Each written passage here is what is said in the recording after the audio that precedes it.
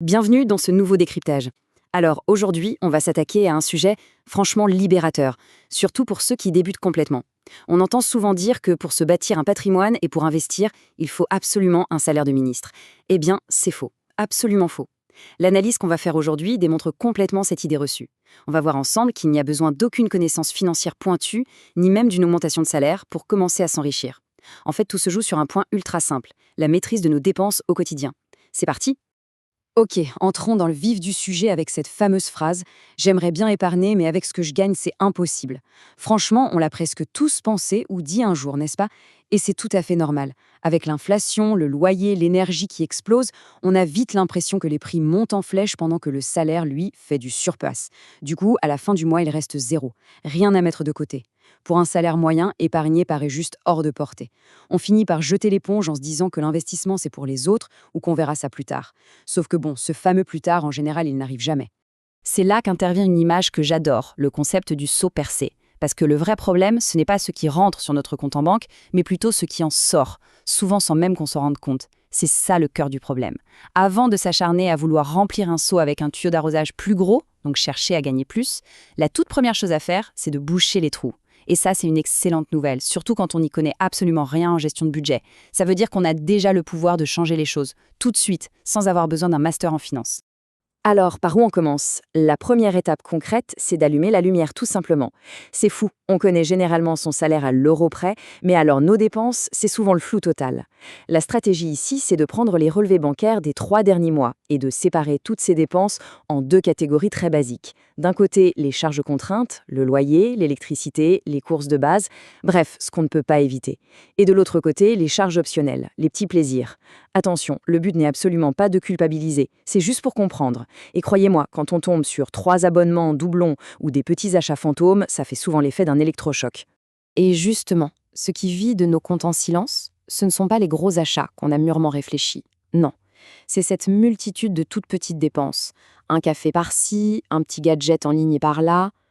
Il faut dire qu'aujourd'hui, tout est fait pour rendre la dépense totalement indolore. Avec le paiement sans contact, les achats en un clic et les livraisons éclairs, la friction entre « j'ai envie » et « j'achète » a littéralement disparu. On consomme en mode pilote automatique, sans même avoir le temps de prendre une décision consciente. Surtout le soir, à minuit, tranquillement affalé sur le canapé. Pour contrer ça, il y a un outil mental redoutable. C'est comme un bouton pause. Avant de valider un achat qui n'est pas strictement essentiel, il suffit de se poser cette seule question, très directe. Est-ce que cet achat améliore vraiment ma vie ou est-ce qu'il vient juste combler mon ennui? C'est super puissant. Bien souvent, la réponse saute aux yeux. On réalise que c'est juste un coup de stress, de fatigue ou une petite envie de nouveauté qui va durer 5 minutes. C'est une technique géniale parce qu'elle ne demande aucun calcul compliqué, juste une seconde de pleine conscience. Et ceci illustre brillamment une autre astuce psychologique incontournable. Au lieu de regarder le prix d'un objet en euros, essayons de le traduire en temps de vie. Si on gagne un certain taux horaire, un objet à 100 euros, eh bien ce n'est pas juste un billet de banque, c'est 5, 6 ou peut-être 7 heures de notre temps, de notre travail acharné.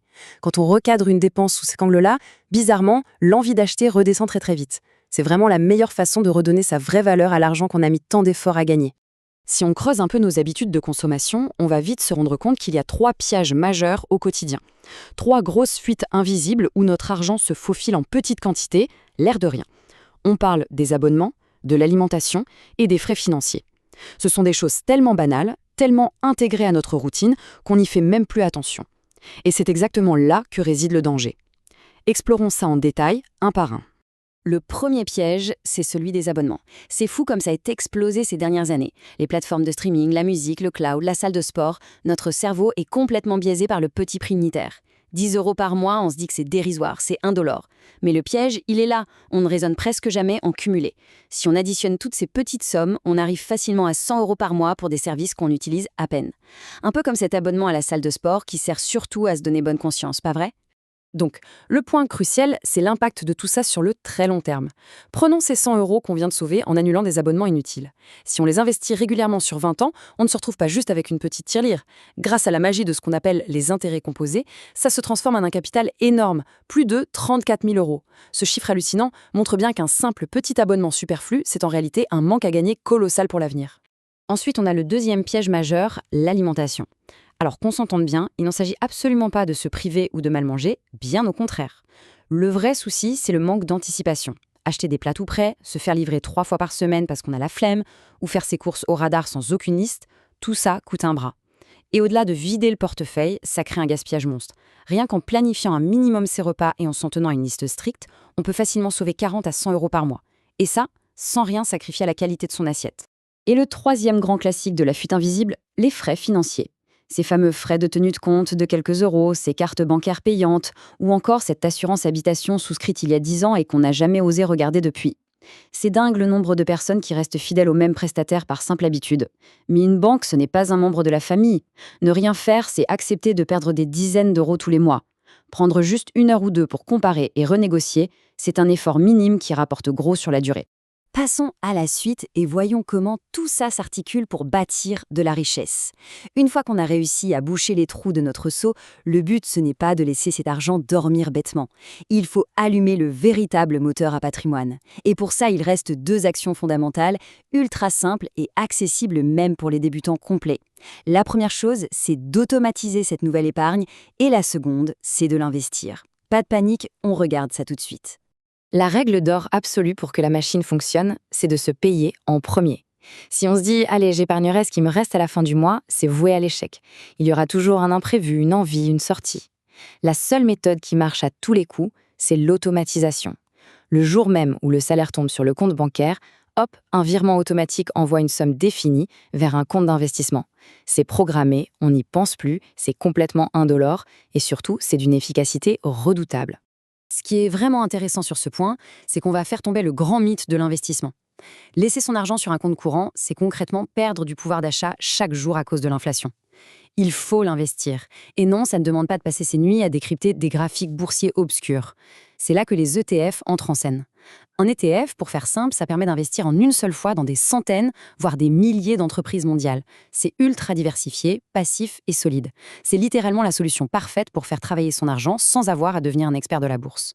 Le vrai secret de ce système ne réside pas dans un coup de génie ou un coup de poker miraculeux. Il réside dans le temps et la régularité. Mettre 100 euros de côté par mois au début, ça peut paraître modeste, c'est vrai. Mais si on laisse tourner la machine sur 10, 15 ou 20 ans, les résultats deviennent tout simplement exponentiels. C'est ça, la force des intérêts composés. Le plus important, c'est de commencer le plus tôt possible, même avec de toutes petites sommes. La croissance sur la durée se chargera de faire le gros du travail.